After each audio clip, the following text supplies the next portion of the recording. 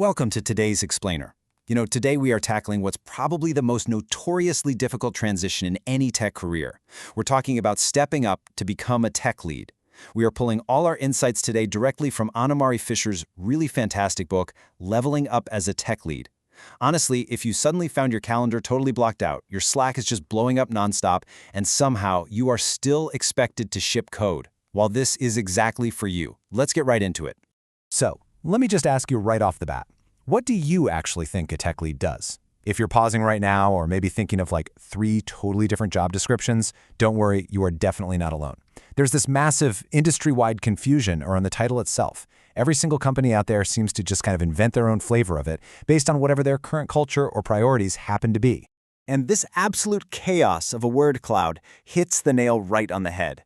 These are the wildly different, totally mixed up expectations people have when they hear the words tech lead.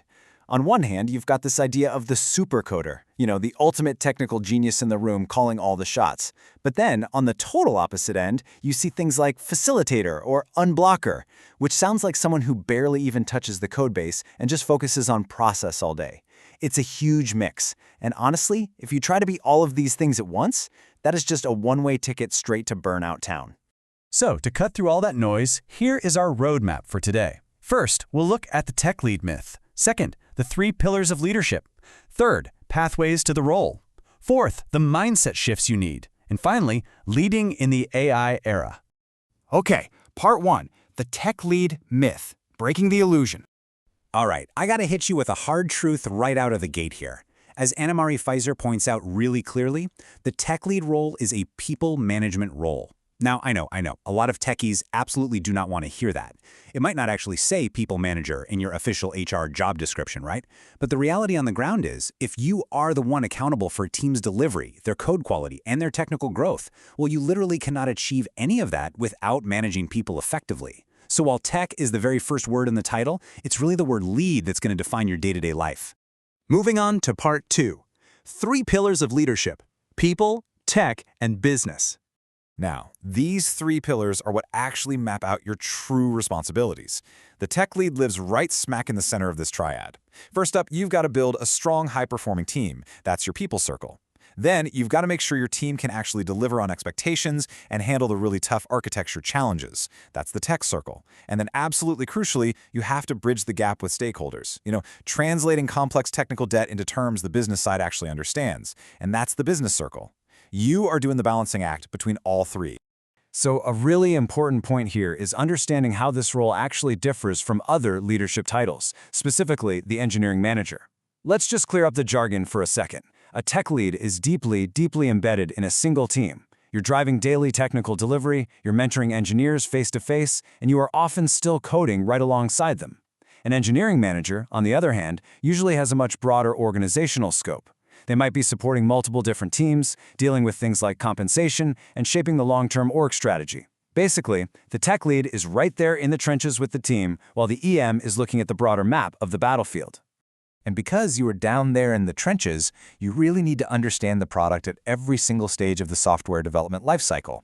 Now, you don't need to be the absolute master expert in every single technology your team uses, but you do need the breadth of knowledge to guide everyone through planning, implementation, testing, deployment, and, is a big one, maintenance. Get this, did you know that maintenance usually eats up at least half of a team's total time? It's where all those poor early design decisions come back to haunt you. And as the tech lead, you're the one accountable for navigating all of that. Which brings us to part 3, pathways to the role. How do you get there? There are generally 3 main paths to getting here. The first is simply taking over your current team when the existing lead leaves. Technically, this is usually the smoothest transition, but watch out, because there's a hidden trap. You have to actively shift your peers' perception of you. Up until now, they've known you as their fellow developer, their peer. It takes time and really clear communication for them to start seeing you as their leader. Path number 2 is transitioning to a totally different team. That gives you a clean slate, sure, but you have to rebuild context and trust entirely from scratch. And the third path? That's building a brand new team from the ground up. Now, if you do find yourself on that third path, Tuckman's model of team development is basically going to become your daily reality. When you build a brand new team, you don't just magically snap your fingers and jump to performing. You have to actually navigate the turbulence of forming the team, then storming your way through those inevitable early conflicts in power dynamics, and then norming your actual processes. And just a quick warning here, progress through these phases, almost never a straight line. You're going to bounce back and forth, and as the lead, it's on you to guide the team through all that friction. All right, part 4, mindset shifts for success, rewiring your brain. You know, getting the actual title is one thing, but really succeeding in this role requires a pretty painful but totally necessary mental rewiring. Back when you were an individual contributor, a tech master, your focus was mainly on yourself. Your whole mindset was coding-centric, right? And your timeline was usually just focused on, how do I check off today's tasks? But as a tech lead, you literally must shift your focus entirely to the team. You have to move away from just coding-centric thinking and start making value-driven decisions, meaning you aren't just asking, how do we build this thing? You're constantly asking, why are we even building this? You're moving from short-term task execution to big-picture, long-term planning.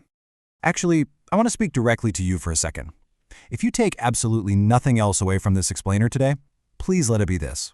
As a tech lead, you are exactly as successful as your team is. Full stop.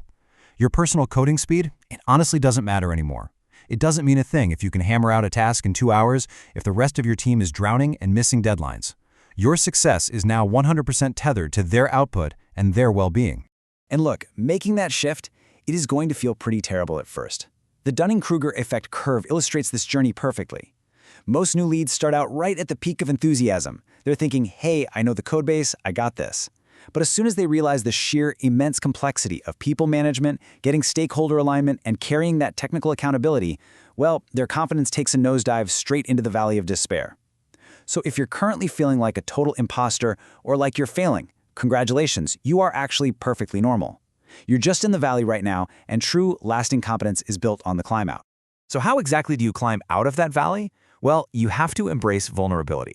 The author, Anna Mary, actually shares that early on in her own career, she completely exhausted herself just trying to pretend she had all the answers. The real game changer for her was learning the absolute power of just saying, you know what, I don't know yet. Admitting you don't have all the answers doesn't make you look weak. It actually builds incredible, deep trust with your team. It gives them the psychological permission to ask their own questions, and it dramatically speeds up how fast you all learn together as a unit. And finally, part 5, leading in the AI era. Okay, so generative AI is obviously completely reshaping how development teams work right now. So here are your basic ground rules for integrating it effectively as a tech lead. Number 1, experiment on low-risk tasks yourself first. Use it for summarizing long documents or generating standard release notes, just so you really know the tools inside and out. Number 2, foster safe but highly skeptical collaboration. You got to teach your team to treat AI outputs basically like advice from a super overconfident junior developer. It's useful, sure, but you never just accept it unquestioned. Number 3, use AI to amplify expert knowledge. That means codifying your team's specific best practices into reusable prompts. And number 4, this is crucial. You absolutely must push back on unrealistic metrics. When company executives hear the word AI and suddenly demand your team deliver 50% faster, it is your job to step up and protect the team from cutting corners or eroding their critical thinking just to hit some completely artificial target. Stepping into the tech lead role is, at the end of the day, way less about writing the absolute perfect algorithm and entirely about cultivating the perfect environment for your team to thrive in. So I'm going to leave you with this final, somewhat provocative thought to reflect on as you continue your own leadership journey. Are you ready to stop building systems and start building people?